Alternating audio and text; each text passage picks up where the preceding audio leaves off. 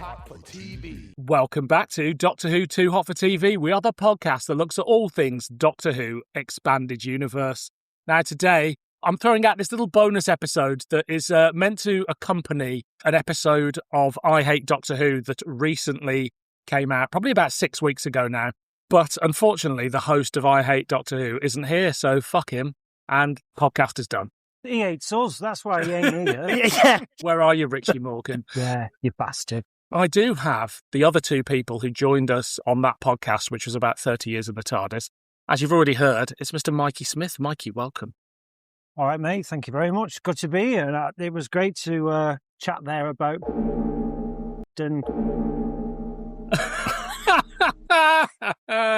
Well, that is the first edit point of the podcast. And... Go on, I'll give you a click. Go on, I'll help you out. Thanks, Dylan. It's good to be here. Do you know what? I might leave it in and just bleep their name. Anyway.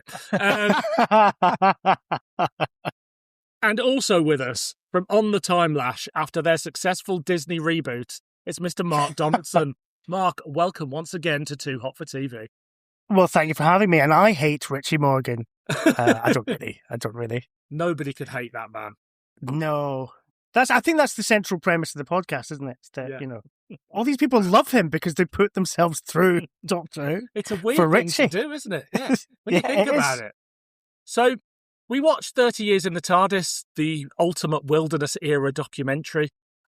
And I said, we should get the band back together to talk about the second 30 years of Doctor Who documentary, The Doctor's 30 Years of Time Travel and Beyond, from none other than BBV or Bill Baggs Video.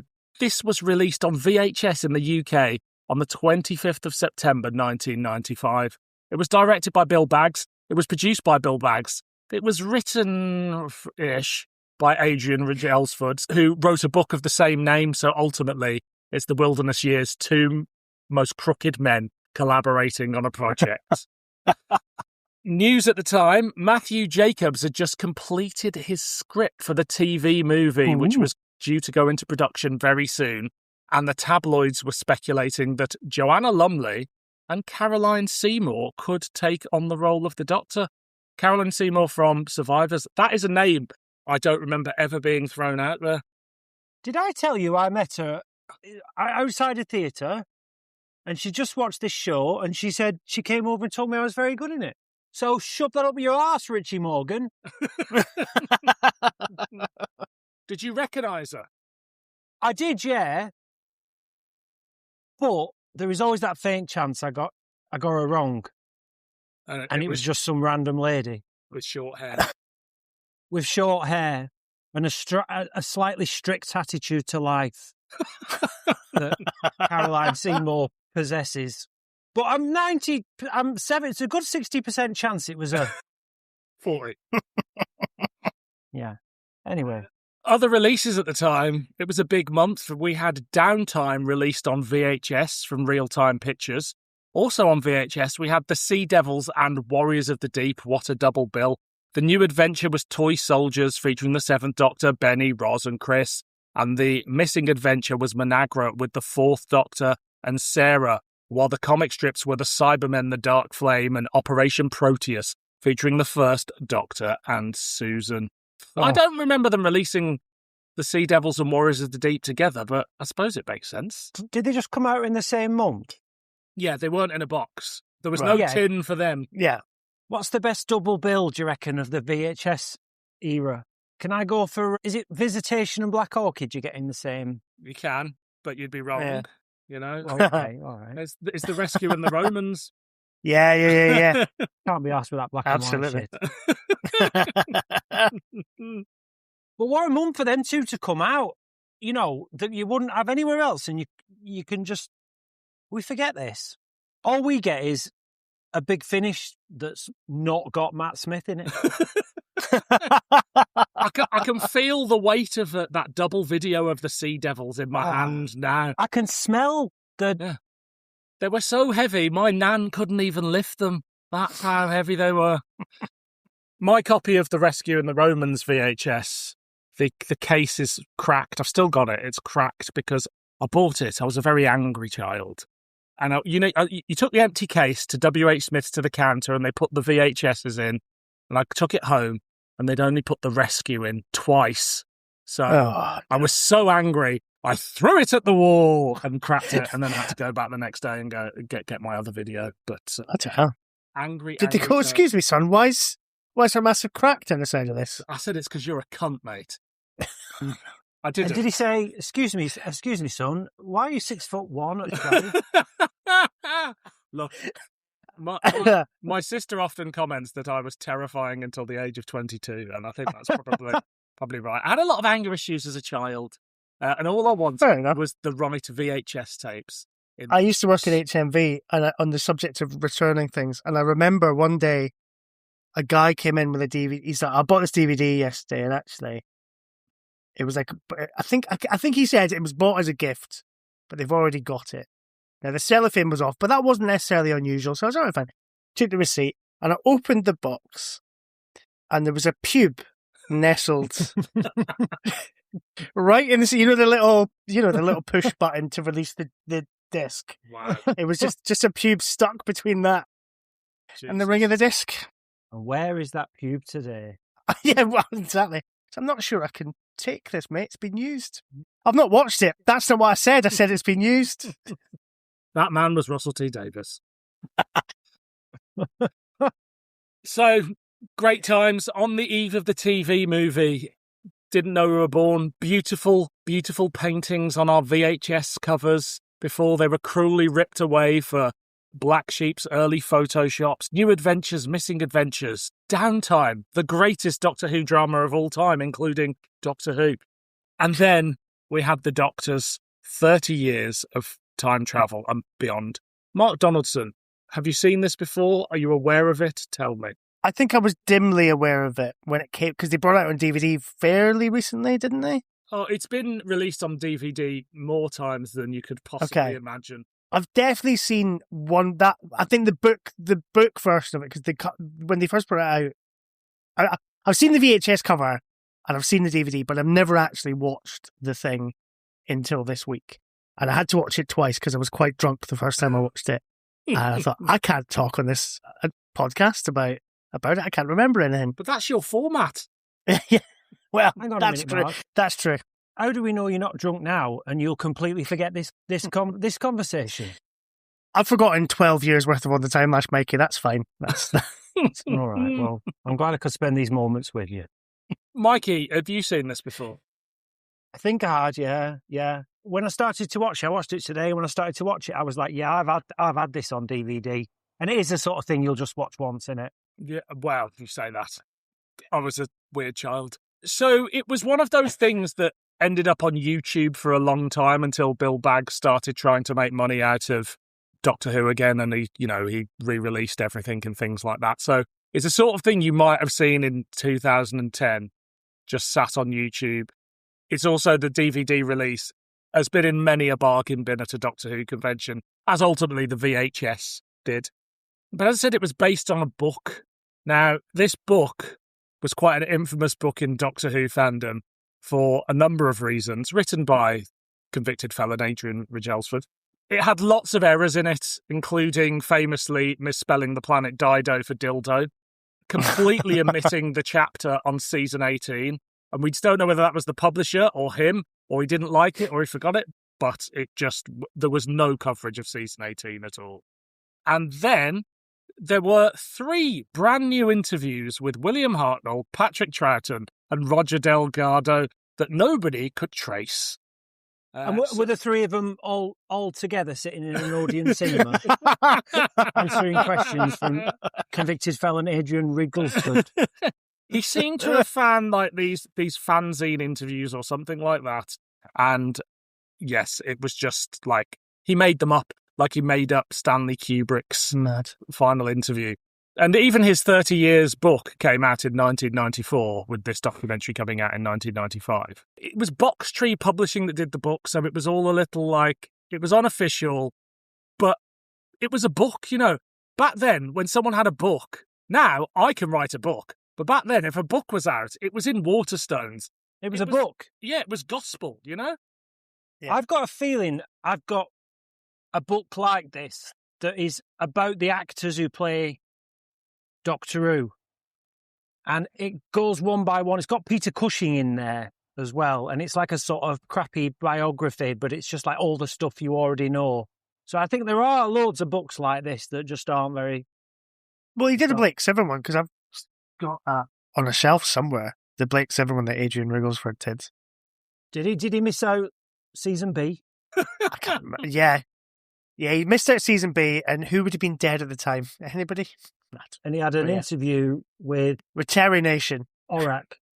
He wasn't dead, but he just wasn't talking to anybody. No, Terry Nation famously didn't talk to anyone. Ever. Miserable. Yeah, just Alan Wicker, and that was it.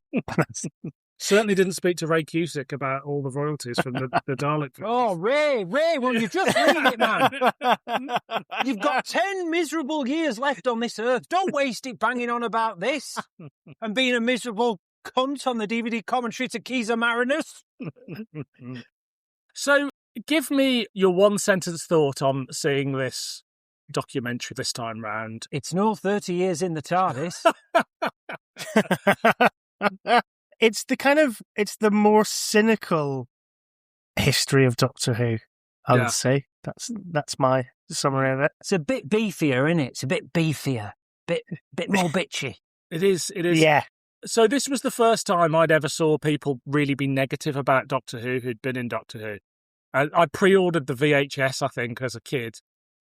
You were a really weird kid. I was a really weird kid, and I was so excited to see this. And so I would have watched it multiple times. Like, I haven't seen it in years, but I would have watched it more. And it was rough and ready, and it was like, oh, these people are being really candid about Doctor Who. And it felt really, again, edgy and adult, but obviously it's not. But it's just people being a bit more honest than they used to do. The rough and readiness of it kind of annoyed me. Like, I don't mind a rough and ready documentary, but when you've got, like, Colin Baker sat at a table and the camera can't keep fucking still. Yeah. It is a bit like, Jesus Christ, come on, guys. There's just some poor guy with a camera going, Colin Baker's been talking about his era for ages at this table, and I can't keep the camera straight anymore. And the microphone, the little cameos by the microphones are, Oh, yeah, so many booms. So rough. So that bit where Wendy Padbury's walking round a prison, where she's walking round, it's the Guinness factory.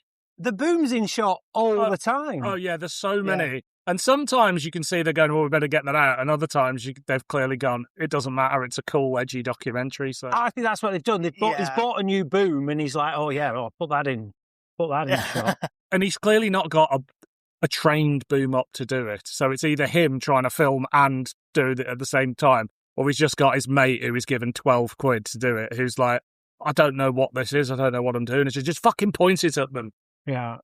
There's no structure there's no narrative other than they sort of sequentially do the Doctors, but that's about it. There's no, what do you call it, like a thematic there's no... It feels to me like he's gone, if we can interview somebody from every era of the show, we'll get the basic story of it. But I don't know what Adrian Rigglesford was doing as the advisor or writer or what have you, but because you do sit down and write documentaries. Sometimes you'll film stuff that will take it in different directions, but ultimately you have a story you want to tell in mind and roughly how you're going to structure it. Nobody's done that here. No. Well, it also feels like they're kind of ripping off More Than 30 Years in the TARDIS. So they've got, well, they went to, like, Tower Bridge in London. So we'll go to the fucking car park in the Guinness factory where they filmed the invasion. That really just looks like Wendy Padbury walking around a warehouse. It's not quite the same. It doesn't have the same kind of iconic imagery. Or we'll take Peter Davison and Mark Strickson around the woods near that bit where he almost got brained by a rock. And we'll take Colin Baker to the woods from Mark of the Rani. And they'll look so similar that you expect Mark Strickson and Peter Davison to bump into Colin Baker, Pip and Jane, just out for a stroll. And then you get Sylvan Sophie up the survival hill as well, don't you? And that could be like the edge of that forest. You're like, and the worst thing is, And that forest in Mark of the Rani, Bliss Hill, the village where they filmed it all, is literally right there. I bet. Yeah. Because it's like a tourist attraction, isn't it, Bliss Hill? Yeah, it is, yeah. Is it? Yeah. So it's like they would have been like, oh, well, to film, you'd have to probably pay, however much. They let for a myth makers in. license. Well, Keith Barnfather. Well, you're right. You've got 3 locations that basically look the same the way he shoots them. So there's no sense of. They don't even put on screen that's where they are. So unless you know, oh well, that's Sophie Aldred and Sylvester McCoy, Sophie Aldred with a Anne Widdecombe haircut. yeah, because do they not just have like a caption at the bottom just saying the location of of the Rani or the location of survival? There is definitely a little ticker tape, but it doesn't give you any information. No. And also, like, more than 30 years in the TARDIS, recreates some of those shots from like Dalek Invasion of Earth, The Invasion. Like, there's a proper kind of attention to detail. Whereas here, they just kind of go, oh, well, it's enough. And they say, well, it's not enough to just have them walk in a forest. And you to go, oh, this is the forest from Modern Undead, by the way. Is it? Is it? Well, you could have just done some, like the pipes that play when they do that Boots in Survival when they go, you could just play the pipes. You don't need to play the music. You could just play the pipes. Just do something. Help us out here. Well, it would have helped if the score, which is... Oh, my God. Oh, it just sounds like from The Stranger score. or something. Well, no, it is the score from the Terror game that Nick Briggs did for The Stranger, the Terror game. And obviously, Bags has gone, I don't need to pay for a new score. I'll just use this one. And it's just like, it rarely works because it makes the whole thing really sort of somber, even when people are being positive. There's a bit where Tom Baker's just like larking around in Cambridge and sort of like saying hello to people, and I really love, like, the images are lovely. Yeah. And then it's as if it's about to turn out that Tom Baker is a nonce because like it's just this really like it's kind of grainy archive footage, really moody, somber music, and you're like, and that's when I found out that Tom Baker was a prolific sex offender. Now, obviously, he's not. But that's the weird tone. It's not this celebratory or wistful or nostalgic tone that it's setting. It's just really dark and unpleasant. We've got Lila Ward feeding a duck, which is an innocent enough activity, but you get the sense she's about to be sexually assaulted by a bystander. I think we've hit on probably the worst thing about this documentary is that weird doom-laden music throughout. Funeral music. He could have used his own archival music. There's enough within his dramas that there are some lighter motifs he probably could have pulled from. But no, he's just gone, this'll do. The real big draw of this at the time was that cine footage that you're talking about of Tom Baker and Lola Ward. Because... That's Steve Camden's, by the way. Steve Camden's footage. So there's Steve Camden stuff, there's the stuff from Old Bourne, there's the Smuggler stuff, a few other bits. And it was the first time, like, I think some of that footage has shown up in a couple of real-time releases, but never the full thing. So he uses this footage quite cleverly, I think, when you haven't got access to the TV show to illustrate the documentary a bit more.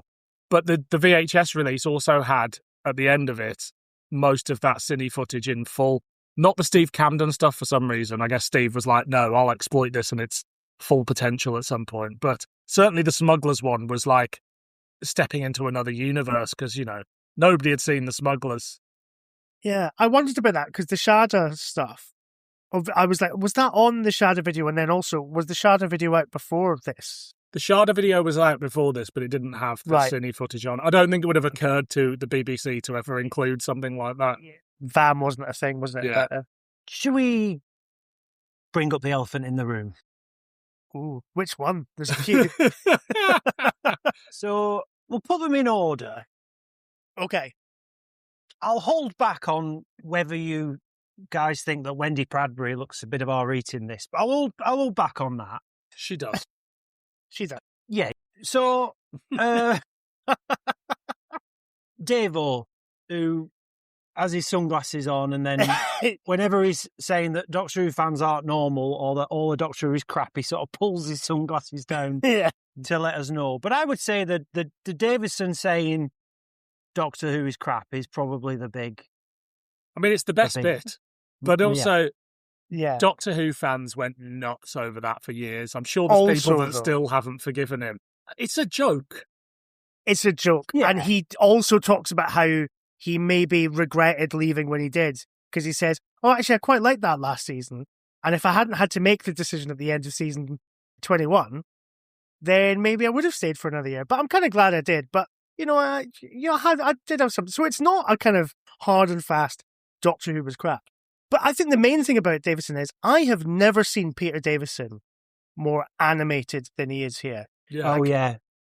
He's had a few bumps before Aye. before this recording, right? Yeah. Did you notice that there's something in his pocket? So if you watch it, there's something that looks like a kind of, in his jacket pocket, there's something that Is it looks just like his keys. well, it's something that looks like a kind of remote control or something. Oh, it'll be like an early mobile phone, won't it? No, if you look closely, you'll realise it's an early prototype for a Switch Solo machine for taking contactless payments from fans. He was a pioneer in many respects, but no, genuinely, he has got this weird electronic-looking thing in his pocket, and I just bring it up because it's worth being detailed about these things. I mean, they didn't get Davison for 30 years in the TARDIS. No, and he was a little aloof when it came to Doctor Who at the time. So it was, nice to see him show up in something. And as you say, he's very animated. I imagine him and Strixon had a few beers beforehand. Aye. And the rest. He's young and cool, I think, at this point. He's pretty cool. Like, he's going to take you for a drive and try and finger you.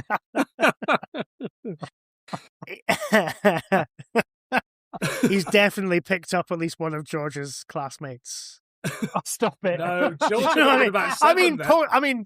no, she would have been this is 95. She would have been, no, she would have been 12. Okay, I'll take that back. She would have been 12 or something. Yeah, take it back. Cut that. It's flashing up. Peter Davison, not a paedophile. Peter Davison, not. What other elephants in the room are there, Mikey? Well, there's just a few. I think there's a bit of bullshit in there. Brian Blessed, I think he's a bit passive-aggressive about Colin Baker. Yeah, First of all, he sort of insinuates that he was offered the job and didn't take it, and then sort of says, and then I said to Colin, I said, no, it's your job now. Hang on, it's like there's a bit of bullshit there.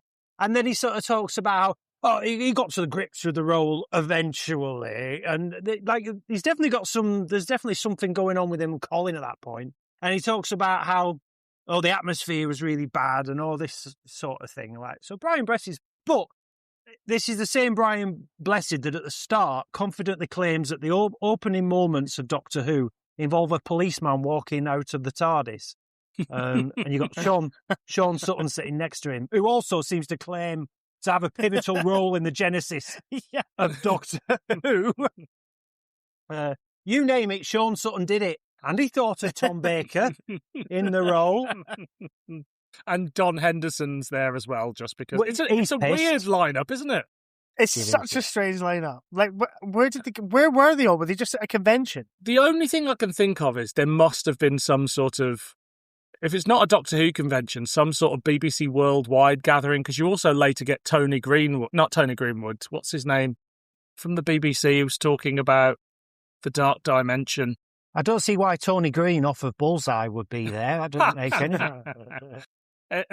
David Jacobs, I think it is. Oh, right. Who's sort of high up at the BBC at one point. So I wonder whether Bags got into some of it, because they look like they're in a theatre, don't they, that first trio? Yeah. So maybe it's that, but it's a weird thing. And I never questioned it as a kid. I was just like, oh, here's a bunch of people talking about Doctor Who, but it's like, this is it's an odd thing. Yeah. As you say, Sean Sutton's there to represent the first decade of Doctor Who because he was behind all of it. Of which he is solely responsible for. And then Don Henderson's just there to be like, yeah, well, yeah, yeah.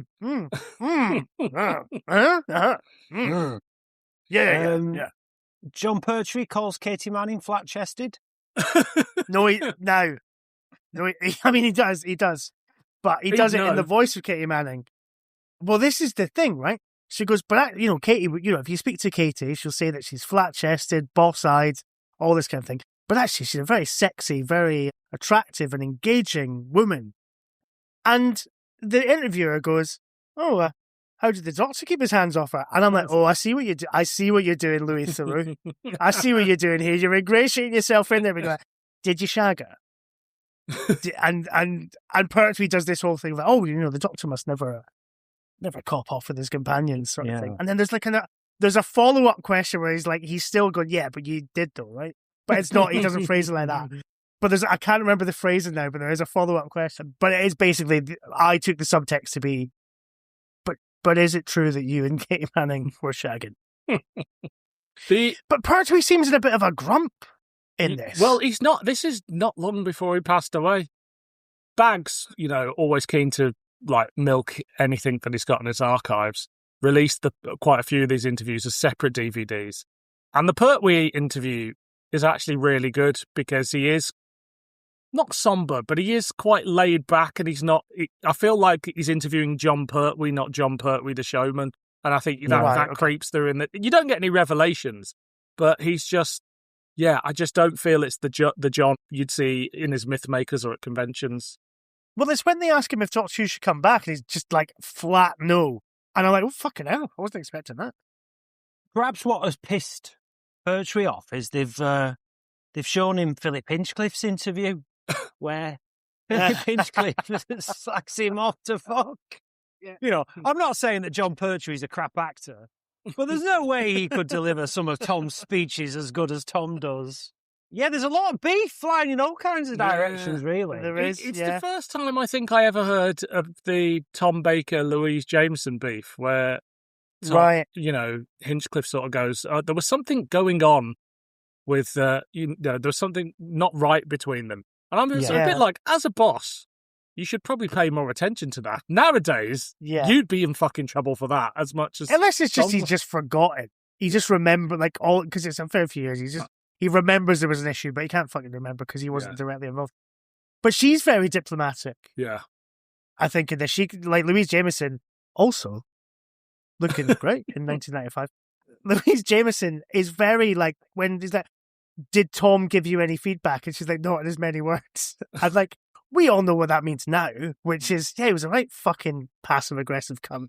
But in this, it's a bit more diplomatic and a bit more, I'm not here to sort of talk about how terrible Tom Baker was to work with. Yeah. We also get Colin Baker with the two icons of his era, Pip and Jane Baker. I've written a note here, which is, hang on, let me bring it up. It says here, "Pip's got a lot to say. Mikey will be pleased." That's a deep cut reference. I think that's a reference to, I came on your show and I was saying, he never gets a word in. Is that right? Yeah. Not a problem here. No, he's very confident when in the woods. It's because there's another man around to egg him on. Yeah, possibly. Yeah. They do. You know how we're sort of sold this idea? I've heard this a lot, that there's this great collaboration between Colin and Pip and Jane Baker, and they understood his doctor and all this. They only write 2 and a half. So they do the Mark of the Rani, Terror of the Vervoids, and then the final episode of Trial. Right. Yeah, of course, yeah. Isn't that place where they were near their house or something? Because didn't they have to do... back in my mind here, they had to do reshoots for the woods where the plastic trees blow up or whatever. And those reshoots, this could just be a bit of bollocks, but Pip and Jane on the DVD commentary say they did them behind their house. Oh, interesting. So as I'm saying this out loud, I'm realising it's bullshit. Which is weird, because behind their house was a Sainsbury's. But people always do say, that they did, but then they seem to get on really nice. I quite like them walking through the woods together. Yeah. I think it's quite nice, out with Nan and Grandad. No, they've got a nice dynamic. Pip and Jane, for some reason, loved Bill Baggs and were very untrustworthy of Big Finish, which is why they wouldn't let them use the Rani, and Bill Baggs ultimately got to use the Rani. They did Rani Weeps the Thingy Bob, didn't they? Exactly. And there aren't a huge amount of interviews with them. Like, I know they're on the DVD range, but it's nice to get them away from the official BBC range where they can be a bit more free. So, yeah, a bit more casual rather than kind of just sort of cornered in their living room or something, you know? Yeah. Who's Waterfall Home Entertainment then, Dylan? That is something to do with one of the many DVD releases. That was not on the VHS. Right. So that's a distributor, maybe, or yeah, probably, because the DVDs from sort of the sell-through DVD era of like, you know, stick a logo on it, put it out for as cheap as possible, and you know it'll be in HMV for $4.99, but they'll sell fucking shitloads of them in theory. The next release is RoboCop the TV series. Yeah, exactly. What does it say about the state of the brand, how the fans, how the general public see the show? I think, because what I think More Than 30 Years in the TARDIS does really well is it talks about, because I guess it was originally made for the culture show, it talks about Doctor Who as a cultural artifact. So it's not just, you know, you've got Mike Gatting and Toya Wilcox, and you've got the adverts, and you've got this kind of idea of a Doctor Who as a kind of much larger thing in popular culture. Whereas I think this is quite insular. I think this is looking very much like inward, like what it was like to make and what the experience was making Doctor Who. Because even when you kind of talk about Colin Baker getting fired, the hiatus, there's nothing about, oh, there was a single and then there was like a national press campaign. It doesn't even kind of go into any real detail on that. This is definitely, I think, Doctor Who is dead and there's nothing much to see here. That's the tone I think this has, which is a bit weird, but I can see why in 1995 you might feel like that. Because Gary Gillett's in there and he's quite cynical about the film. Yeah. He's like, oh, well, the Americans have got the rights, but, you know, there's very much kind of, won't come to anything. They tried to sell a TV show, didn't work. They're going to try and sell a film. But at least Cyber War's on the way. Yeah. This is a documentary though that knows its audience. So the 30 Years in the TARDIS is clearly also aimed at the general public. Yeah. So you've got that nostalgia and everything, some scene setting. Whereas this doesn't do all the usual basics of the story. It's just throwing in at Ozu want to hear Nicholas Courtney say, oh, you know, I thought Pertwee was a bit of a dick on Spearhead from Space. You know, there's no context. You know, we don't hear, oh, Spearhead from Space was all shot on film. You know, all the usual stuff. We just jump in at Courtney having an anxiety disorder. Well, yeah. But we do still have the, and what happens at 10 o'clock in a BBC studio? You turn all the lights off, you see. We've still got that. So there's at least that on the bingo cards. But I feel like that might have been the first time we heard this story. No, really? It's the first time I remember hearing it, so I'm sure it will have been told before, but it's told in quite an interesting way here, you know, and it's Mark Strickson's last day. It's very funny. Yeah. Yeah. And obviously Davison talking about, oh, it's like live TV, and we're making it up, and it's the energy, and then you get there, and it's just like, you watch it, it's crap. Yeah. I mean, I think Davison is the star of the show here, which at the time, everybody wanted to see John Pertwee and Tom Baker being interviewed. Davison was not high on the list of people you'd want to see. Sylvester's still in sort of towing the party line mode, if that makes sense. So you don't really get anything new from Sylv, apart from his excellent John Pertwee impression. Watch out, Tim Tremolobble. Watch out, Tim. Because he just goes... Is he saying outside the Drayton Court pub from Survivor? I think so. That'd make sense, wouldn't it? But it's not. You can't tell. It's just. Yeah. He's sat outside with a pub with, and it's definitely a pint because you can see the foam on the side of the glass. There's Mark, our outsider pub correspondent.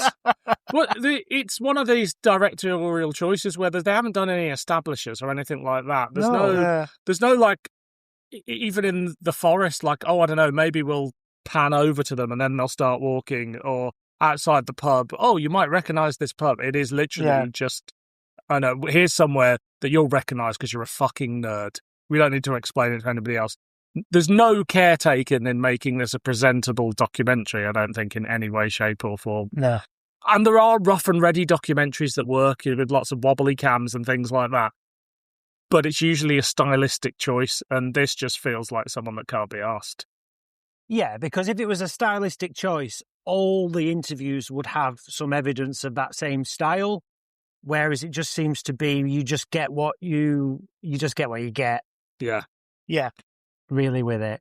And it feels like he's probably said to everybody, rather than sort of plan it out properly and go, oh, maybe we need like 2 hours with Colin and this, like, we can shoot this out in half an hour. So, like, if you've just got half an hour of your day, we'll drive you down there. We'll give you a meal deal on the way home. We'll pay for your train fare or whatever, and you'll be fine. And so he's just like had to blast through it. There was a real telltale sign of when he was interviewing David Maloney, who's just a talking head for about 10 seconds, of just like, what was your first memory of Doctor Who? And it's like, you've just got some really basic questions that you're hoping will give you enough to stitch together a story there. Who's David Maloney on about? When he says he was at a read-through. Oh, yeah. And the Doctor Who girl said, oh, this is a bunch of shit. Oh, this is some whippet shit. I'm not reading this out. The hero he seems to be talking about is Hartnell's. I think it's hero. Maureen O'Brien. Possibly. Yeah, there is a story about her doing that, isn't there? Maureen O'Brien, I've always got the impression, was probably like, I'm a proper actress type energy, and probably did give them hell. Yeah, and because she had Hartnell on her side, a bit like Shooty Gatler and Millie Gibson, reportedly. She could be a bit of a diva because Hartnell's being a diva and Hartnell liked her. I'm making all this up. Who knows? It could be bollocks. Well, so Sean Sutton, don't worry. Did he cast Troughton? That's probably okay. He seems to suggest he did. Sean Sutton's Mythmakers is really interesting. It's a really fascinating thing of the early years of television. And I think he just retired at this point and did a few interviews to do with Doctor Who, because I guess why not? And I get the feeling he was someone that was around and ultimately the paperwork crossed his desk to go, what do you think of, we're going to do this? I bet it was nothing more than a, sure, if you think that's the right person. This whole thing of, I went down to rehearsal and all this, that and the other. It's like, yeah, I'm sure you popped your head in, but I don't think he was quite the creative fuel for the show that he comes across as. He's definitely saying we when talking about the decisions at the start of Doctor Who as well. He definitely uses the royal we, and that is definitely bollocks. Yeah, well, obviously Sean Sutton's part was a major role in An Adventure in Time and Space, as we all remember. And he was...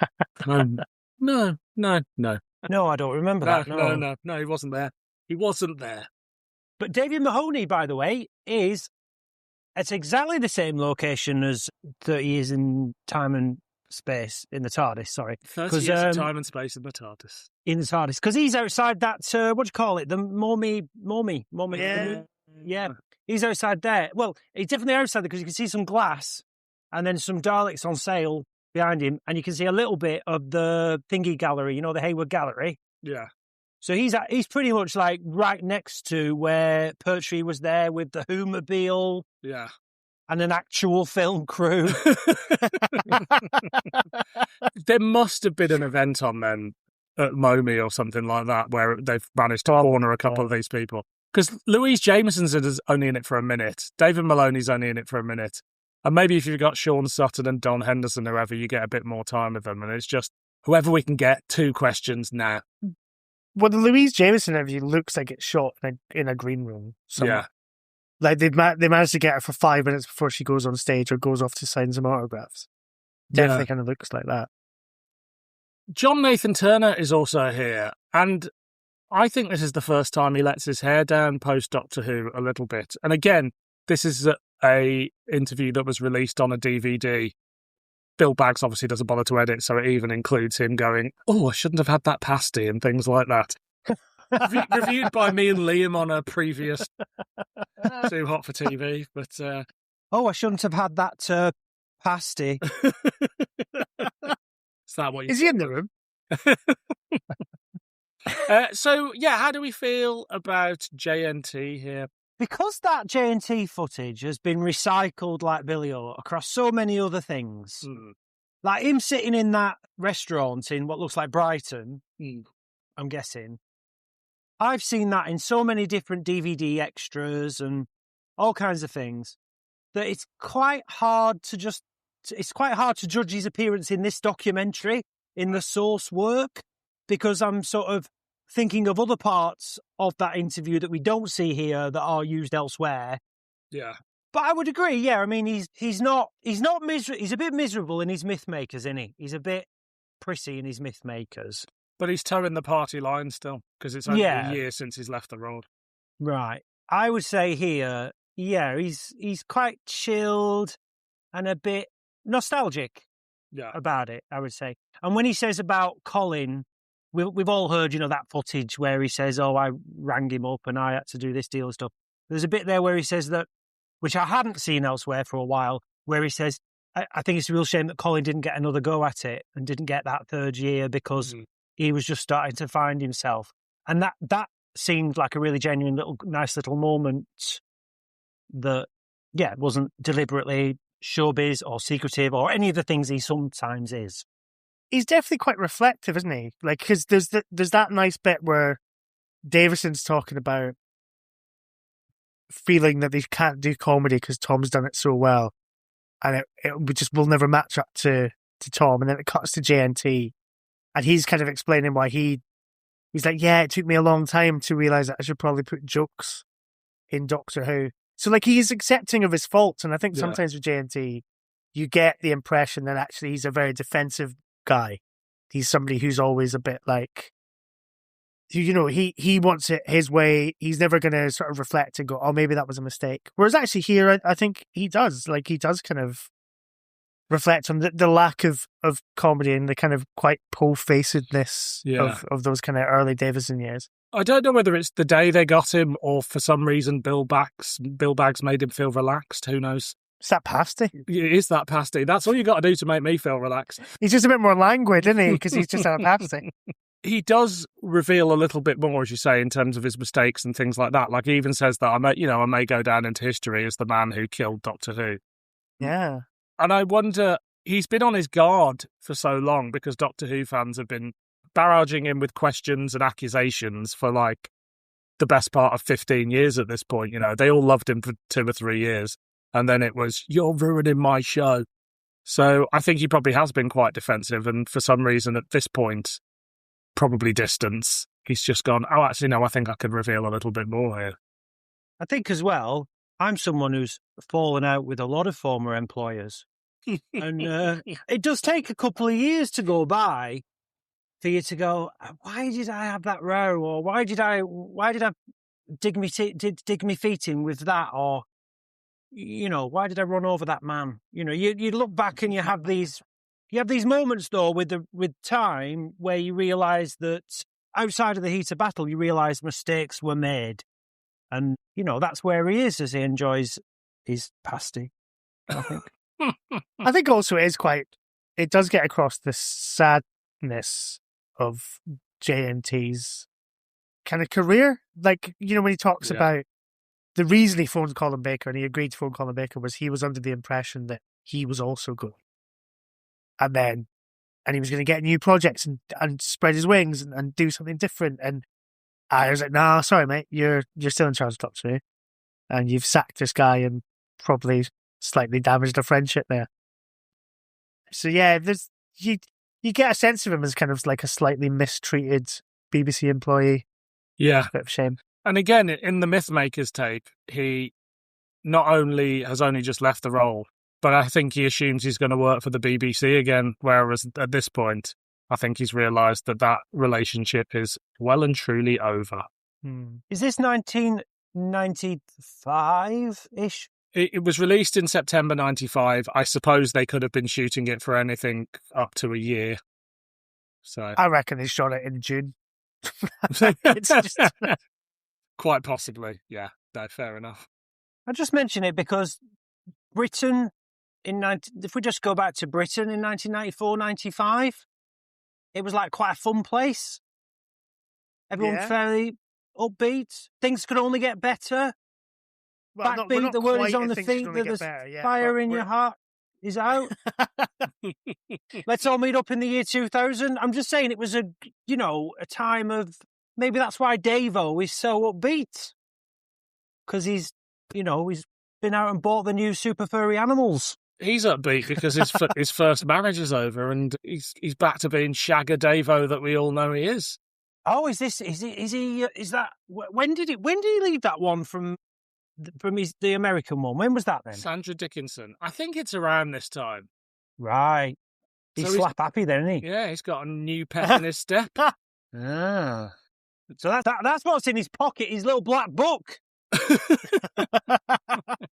That's what that is. You're right, he divorced Sandra Dickinson in 1994. Wow, look at that. Straight out on the gear. I'm sure he tells a story in his...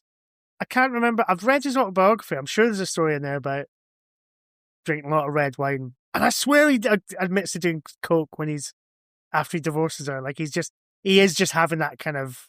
He's an actor. He's got a bit of money. He's divorced. He's just a man about town. And he's having a great time. So I think that explains the sunglasses.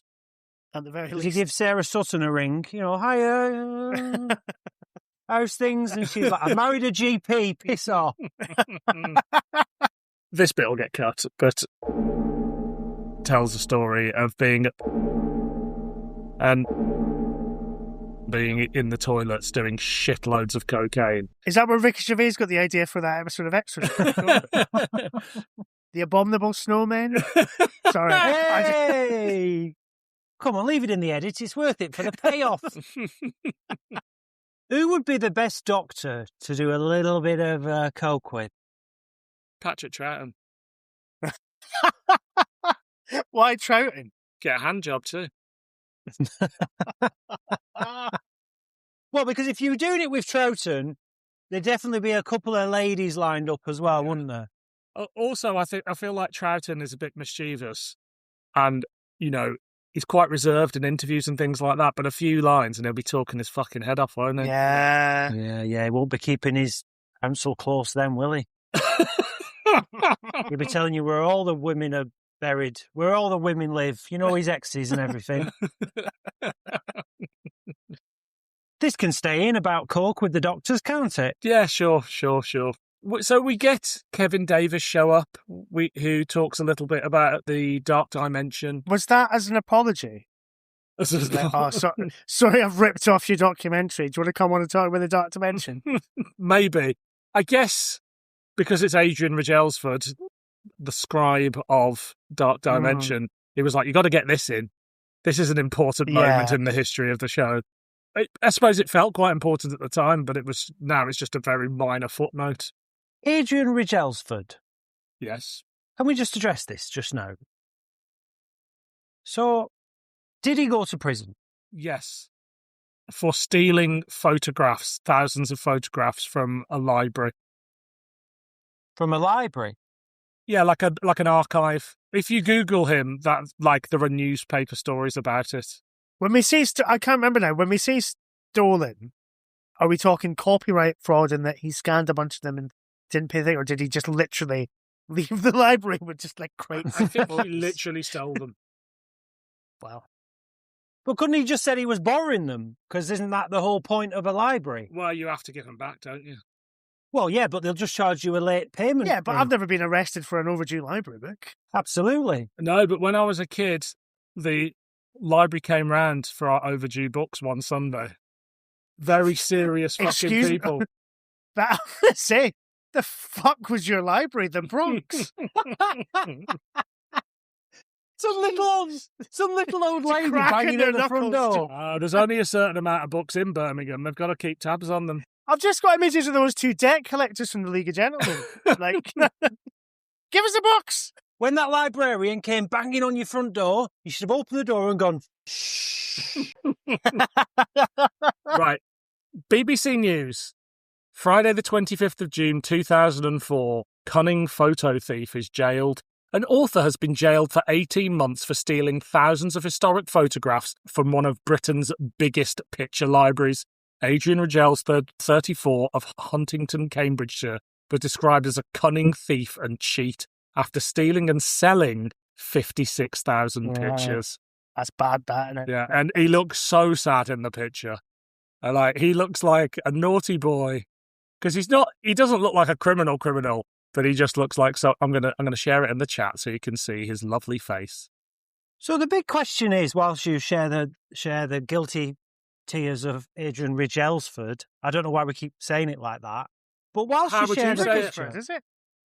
But whilst you share the picture, where is he now? I know exactly where he is.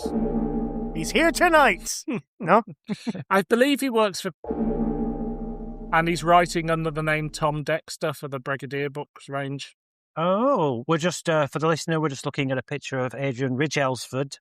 that looks very much like a man who's about to have a blanket thrown over his head as he's pushed into the back of a car. He looks like a man who's got 1,252 photographs of Nicholas Courtney shoved down his shirt. Bless him. All he was trying to do was have a bit of a laugh. You can't do anything these days. Can't even steal 56,000 photos from an archive.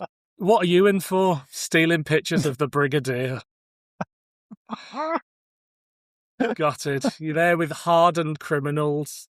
Do you think he started a Doctor Who society? Oh my God. A prison Doctor Who society. Would he have still been in prison when Rose went out?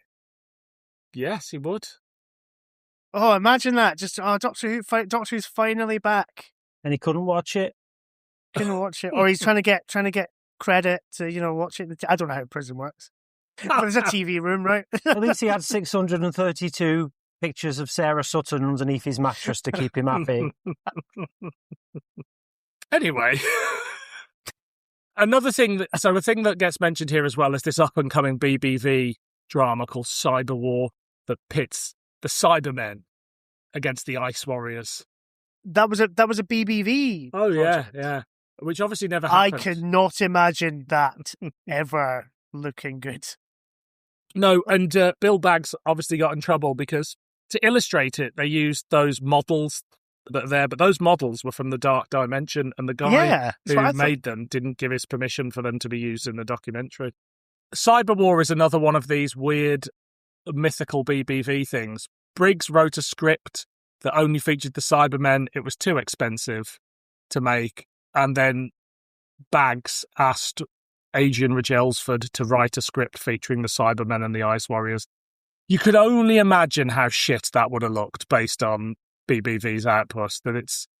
I'm kind of sad it didn't happen in a way. But because it's a Bill Baggs production, he's got to promote his own stuff. And I think the agenda here is Doctor Who's dead, but Bill Baggs has got your back. This is the only documentary Baggs really does as well. Do we think would you have wanted to see more of the Bill Baggs documentary range, or had Keith Barnfather got this covered? I think potentially. So if you look at the myth makers, a lot of the myth makers are very show business in tone. I mean, there are the ones, where it feels more like a kind of genuine chat, but a lot of them, particularly the earlier ones, do feel a little bit like a sort of show busy type chat. Yeah. And I think there's, there could have been something where more kind of like a YouTube type take, a bit rougher around the edges, where John Pertwee could start telling you about his running over a tramp on his hoverboard, and you could say, all right, mate, come on, we keep it real here at BBV Documentaries. You don't need to tell me that bollocks. There could have been something that was just a little bit more a harder edge than the myth makers, which tend to tread that kind of autobiographical path with people where you have to hear about their school days and see a picture of them in black and white playing with a frog. These ones could have been okay, tell me, who was a dick on Terror of the Vervoids? You don't have that kind of, like you say, Mikey, that kind of Nick Briggs kind of, so how did you get into acting? This is a bit more, and I suppose it's editing, because there probably was questions like that in the actual full-length interviews, because you're getting people to a certain level of comfort before you can start kind of teasing stuff out. But I do think a Rough and Ready interviews, I mean, look at where we are now. I mean, like, podcasts on YouTube, people are watching folk talking directly into microphones all the time now, whereas I'm still finding it uncomfortable to watch in a Bill Baggs documentary. So maybe he's ahead of his time. But I think, yeah, it does feel a bit more loose, a lot Mm. of the chats in this. For good or ill, I think, some of it can be a bit rambly. And I think Sylvester and Sophie just wandering around that park in Survival, it needs a tighter editor or a host that's a bit more kind of like, all right, well, let's move track now. Let's talk about something else. And it's either underexposed or a really grey day and needs some lighting of some sort or some polyboards or something, because it's just, it looks really odd, that one. The thing I like most about this is when it's two people sort of, and I know it's staged, but it's like Strickson and Davison having a conversation, Baker and Pip and Jane Baker having a chat, and they're sort of interviewing each other, but it's not like here's your 5 questions, Colin. Here's they're reminiscing, but asking questions at the same time, and I think there's some merit in that. And you do get a bit of that on the DVD range these days, but it feels a little bit more orchestrated, where this feels a bit more freestyled, because I can't imagine Bags did any prep at all. Well, yeah, the natural place you end up with. So you start with this kind of like coked up conversation in the woods with Strickson and Davo, and you end up with 3 old actors pretending to go on a drive with each other. Nowadays. Which is, let's just put it out there, that stuff is naff. Yeah. But do you know what it is, though? It's Mortimer and Whitehouse gone fishing. That's great, because Bob Mortimer and Paul Whitehouse are comedians, and them spending time together chatting is naturally going to be funny because of the way their brains work and where they go and in a conversation. Old Doctor Who actors doing a gone fishing style show I think there's a few Doctor Who actors you could absolutely do that with, but for some reason the Blu-ray range never selects those actors to do those kind of shows. Because all the Davison team have got is, Peter Davison and Janet Fielding have a fractious relation. That's all they've got. But we're all a bit bored of that now as well. Yeah. And all the scripting is a riff on that. Yeah. And if you're a little bit literate to these things, it's a cringy what. Especially when it's 90 minutes. I think there's probably like a 15-minute edit of those things that's really quite fun. But I hear you, it's like being in a car with my parents when they were driving us on holiday when we were kids. It's like, I just, there isn't, as you say, you need the comedians, you need that star power of people who, the old cliche of you could listen to them read a phone book. I would watch a documentary where it was like Stephen Moffat, Russell T Davies, and Chris Chibnall, traveling to the Manchester, because Edinburgh's lost it because it's too expensive, the Manchester Television Festival or something, I would watch that. They're in a car just chatting about Doctor Who, chatting about television. I would watch that. That would be, because they're creative people that are very good at talking about their process. Absolutely. What about locked in the toilet, big bag of Coke? So you got to keep it in now because you did a callback. But this stuff is very much... So when you're watching something like Antique Hunt, right, on BBC One in afternoon, and they just do all this shit that didn't really happen. Yeah. Someone goes into the antique shop, picks up something, turns around and goes, where's our expert? Where's he been all this time? And then he walks in and goes, sorry, I'm late. Fuck off. Walks in with his mic on. Sorry, I'm late. Whatever, right? So it's just these setups that are cheesy. Whereas I think if you're going to do that reality, that sort of scripted reality well, you have to leave space for natural incidents to happen. Yeah. And there's no space for that with them 3 pretending to be on a boat trip together. There's no space for them to accidentally get talking to a guy who works there. There's none of that. There's no space for any of that. I've got a real beef with this format, haven't I? I don't know why I'm so angry about it. But I just think it's real lowbrow stuff. Yeah. Sub BBC One afternoon crap. The problem is that the van range needs a bit of more of a mix of people behind the scenes, but that what they've gone is, the goggle box format works quite well, so we'll do that.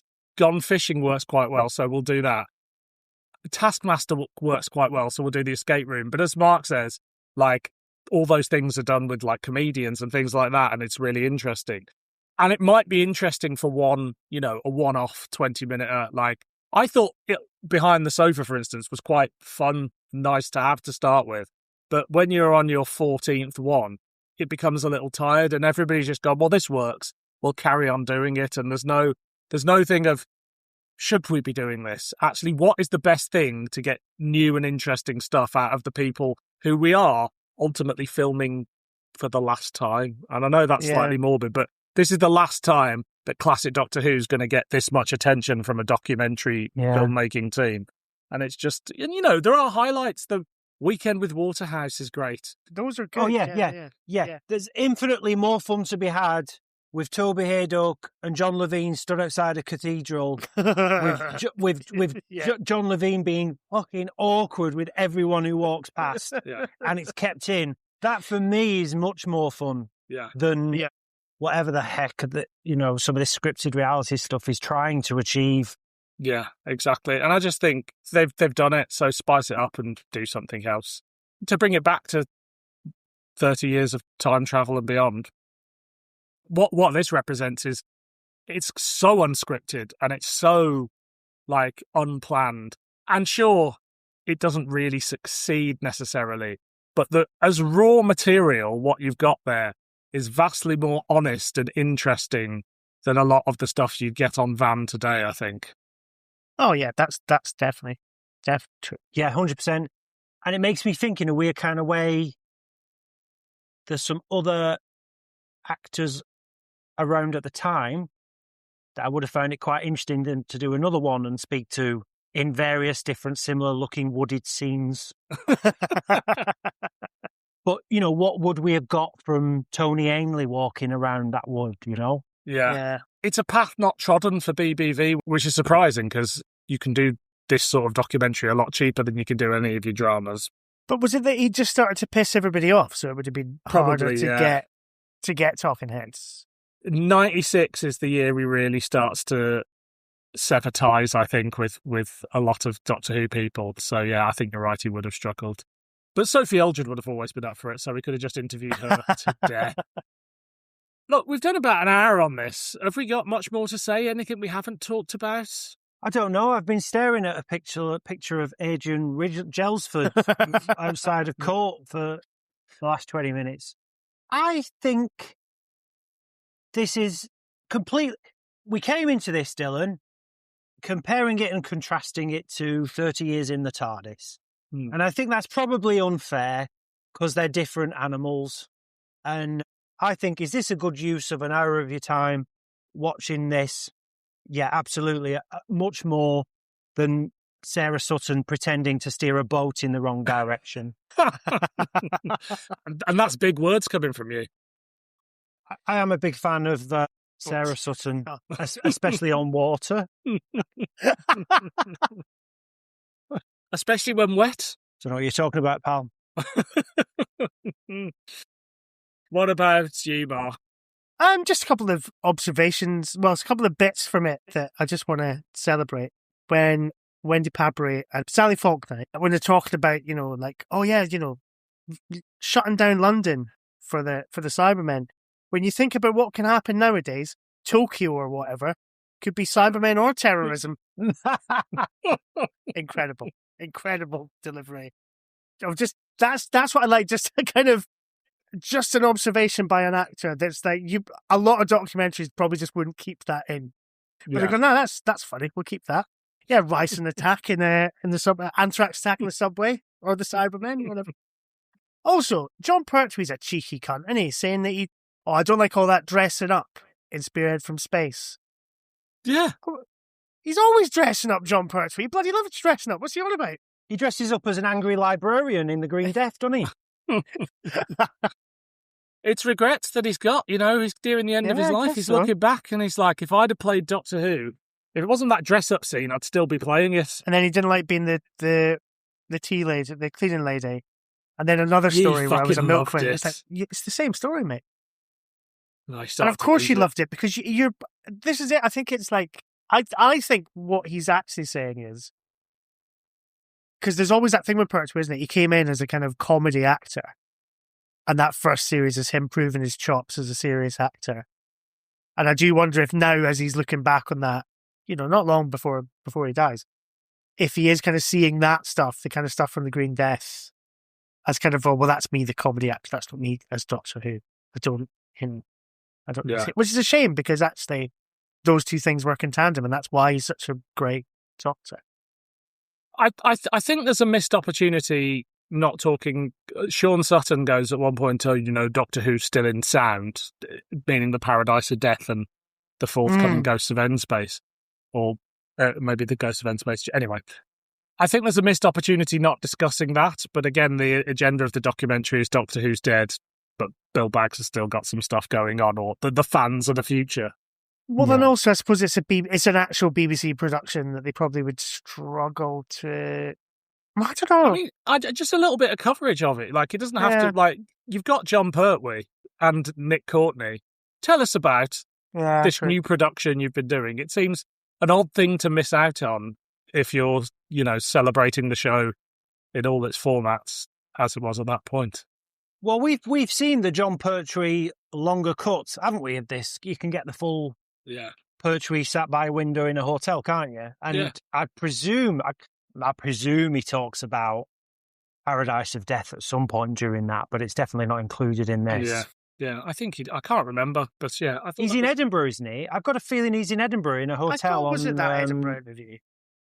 Yeah, I think it is. I think it is on Princess Street. Oh no, that is a different interview. Actually, there is a different, but he could have been to Edinburgh more than once. It's possible. He travelled.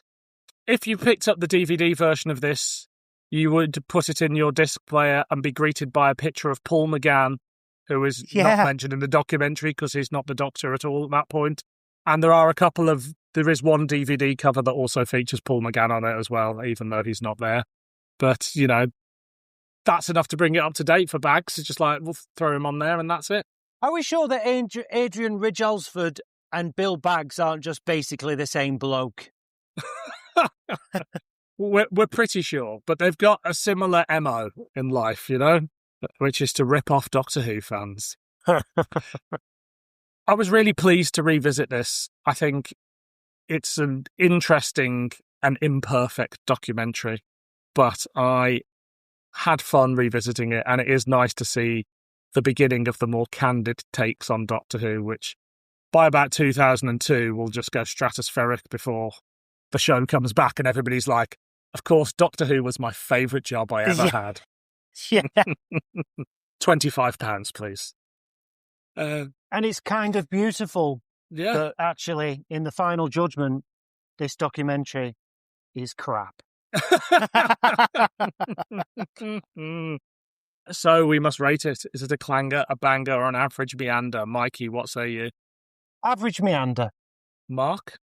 Yeah, I think it's an average meander, isn't it? There's just too much, rough and readiness for my liking to make it a banger. It's an average meander from me too. So there we go. Great to revisit, but I'm not rushing back to watch it again anytime soon. Mark, anything you'd like to plug? You can listen on the Timelash if you want. That's not very good, is it? That's not very good PR. Yeah, we've got, I don't know when this is going out, soon probably. August.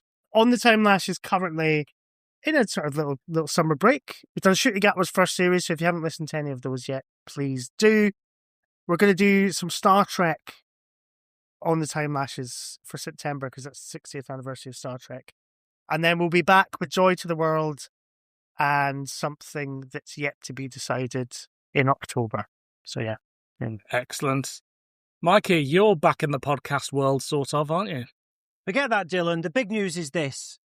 I'm hosting an online game show for a brand new interactive game show platform, enliven.com, and you can grab your free-to-play tickets live at 9 p.m. every Thursday. Play and win from anywhere at enliven.com.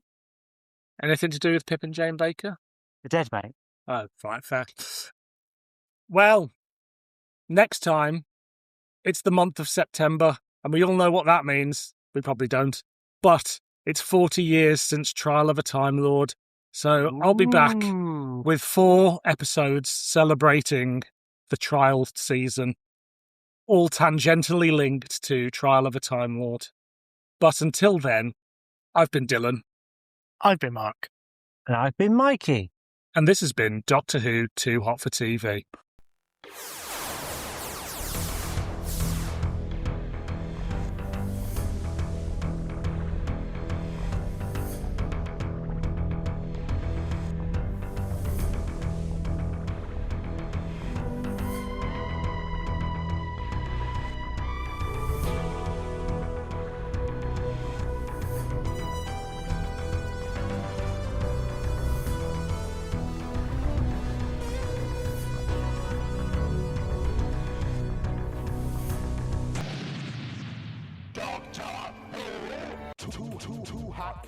You all right? Yeah, sorry. I've just turned these off by accident, so you're kind of coming through onto the mic. I thought you just realised you had a late library book. The panic I saw in you. No, the librarian's just in the door. Hang on. Sorry, bear with me. Too hot for TV. What does this say about the state of the brand and how fans and maybe even the general public think of Doctor Who here? Let's come to Mark Donaldson first. Sorry, I drifted off there. What did you say? How fucking dare you? There's the pull-out quote for the back of the VHS.